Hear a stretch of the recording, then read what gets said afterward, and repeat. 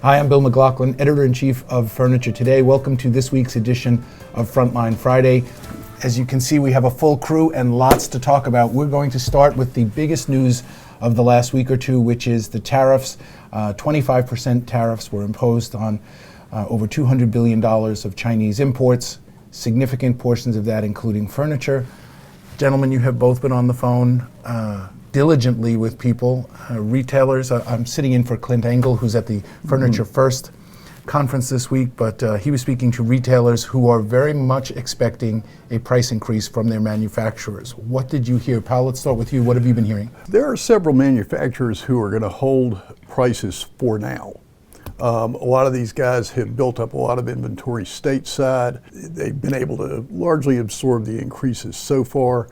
But yeah, if this sticks around for much longer, you're definitely going to be seeing some price increases.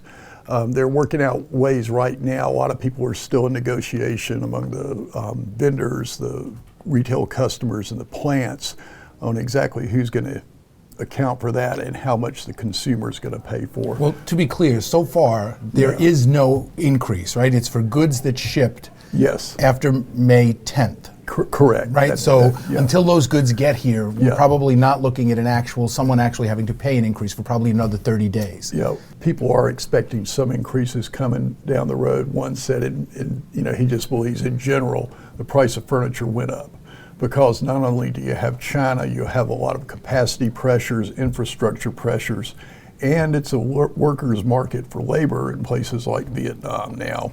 And some of that's going to, the market price sort of settles where it does, and we might see some increases out of there even. Now, Tom, you're actually following a story with kind of a double whammy, which is the export of wood to China and then re-importation of furniture.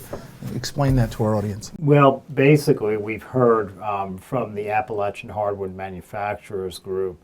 It's a trade association that represents both the logging industry and the lumber production industry, that the tariffs have risen anywhere from 10 to 20 and 25% on some key species like red oak, maple, ash, and things of that nature.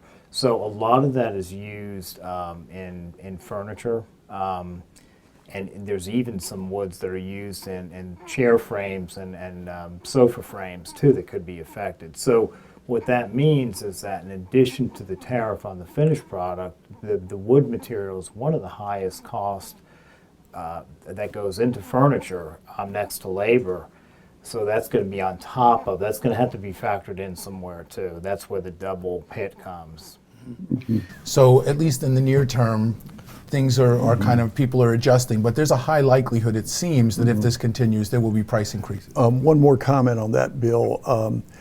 Just this past week, Tom reported on President Trump instructing Trade Representative Lighthizer to start the process on raising tariffs on all Chinese imports. Now, down the road for upholstery, this would include chenilles, which weren't on that list that came out last summer. I know buyers saw a lot of chenille at market last time. And we've heard people say that they're using chenille as a very specific way around some of the tariffs. We're also starting to hear people talk about this impacting product design with accents and finishes and different kinds of materials being impacted by this as well. Yeah, I think we'll see a lot cleaner line looks compared to a lot of the ornate stuff that we've seen come out of China.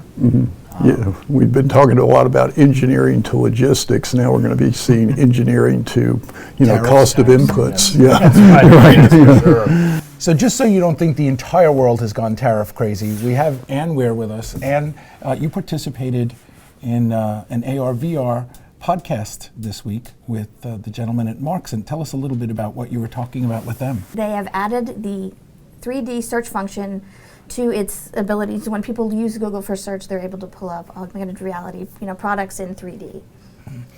Why is that significant? How does that differ from what is currently available? Well, currently when you pull things up, you see a flat image, but now you'll be able to see the image in 360, 3D surround, and so that adds to the enhancement of how the image appears. You can zoom in and see the, the texture and details of the pieces. And so that would, I guess, include furniture and allow people to be a little more creative in their presentation of furniture and make it a little easier user experience? That's correct, especially for e-commerce, you know, where people aren't able to come down and see the product in person. They'll be able to get a better look at the piece through the 3D and the 360 surround. And there is no tariff on that application. There's no tariff on that. There you go. See, it's not all tariffs all the time. This is serious business. Please stay tuned to FurnitureToday.com, and please check out next week's issue of Furniture Today for more on the tariffs. Till next week, I'm Bill McLaughlin with Furniture Today, wishing you good business.